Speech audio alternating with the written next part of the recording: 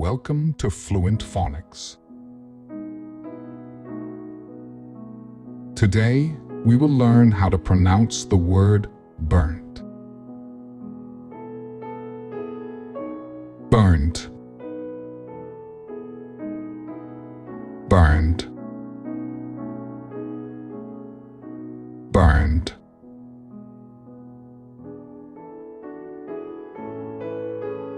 Here's an example of how one might use it in a sentence. The burnt plant has pretty red flowers that attract butterflies to the garden.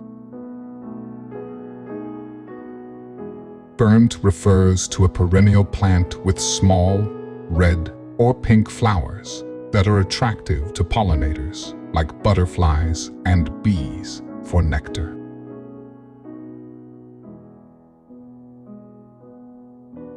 Thank you for your time.